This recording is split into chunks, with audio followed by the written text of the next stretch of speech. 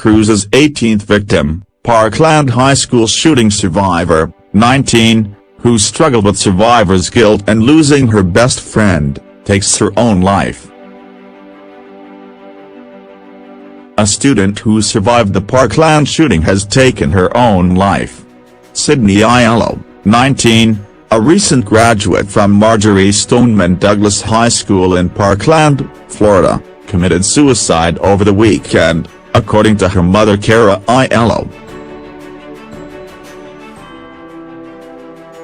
Aiello told CBS Miami that her daughter had struggled with survivor's guilt and was recently diagnosed with post-traumatic stress disorder. Sydney was close friends with Meadow Pollack, one of the 17 students and staff killed in the mass shooting on February 14, 2018. The youngest of her family, Pollack was one of 4 seniors gunned down at the high school on Valentine's Day.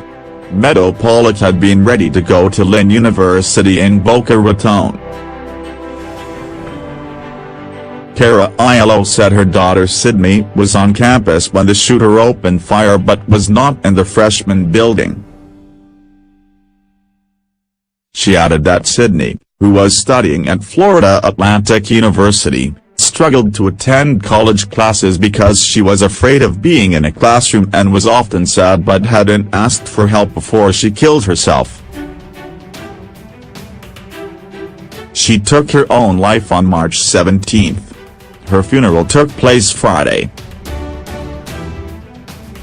In the immediate aftermath of the tragedy, the Broward School District opened several counseling centers.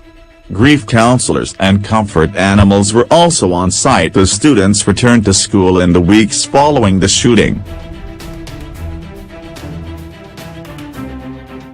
Cruz, suspected of killing 17 at Marjory Stoneman Douglas High School, appeared in court Friday. Cruz, 20, did not speak at the pretrial status hearing in Fort Lauderdale, Florida, where his public defender asked for prosecutors to hand over all body cam evidence. But things became heated between defense lawyer Melissa McNeil and Judge Elizabeth Shearer as McNeil sought an order to force the prosecution to hand over the footage within 10 days. "This court has put us under a schedule, and we are not able to comply with that schedule because we are not receiving the information that we need to prepare this case for trial," McNeil said, according to WPLG-TV. "You're being disrespectful and I'm not going to be talked to in this way," Shearer told the lawyer. After the hearing resumed, the judge eventually agreed to order prosecutors to turn over all of the body cam evidence within 10 days. Cruz's trial is scheduled for early next year. No specific date has been set, as yet. Cruz's attorneys have said he will plead guilty in exchange for a life sentence. The prosecution is seeking the death penalty. On Wednesday it was reported that the principal of Stoneman Douglas High, Ty Thompson, was reassigned amid an ongoing investigation into whether teachers could have prevented the killings. In January, a commission report found that he was disengaged with the school's threat assessment process and was unaware that shooter Cruz's behavior was of concern. 3 other school employees who were in the school on the day of the shooting have also been reassigned. A GoFundMe page has been created in loving memory of Sydney Aiello, which has already raised more than $24,000. Sydney spent 19 years writing her story as a beloved daughter, sister and friend to many, it reads.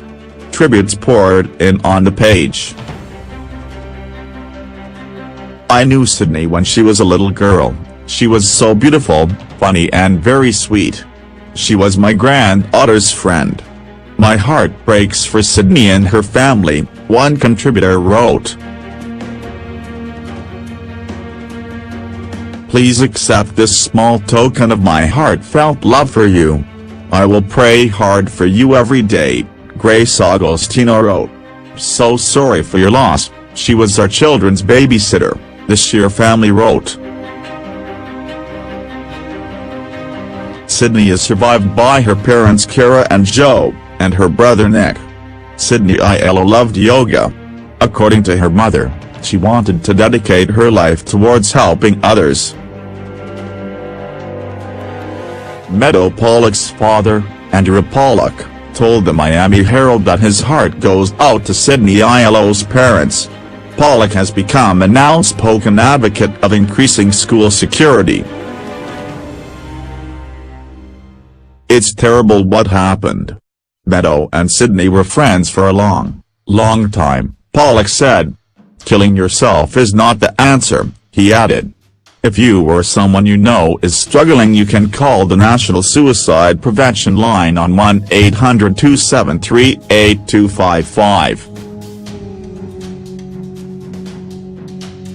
To speak to someone outside the U.S., visit the International Association for Suicide Prevention.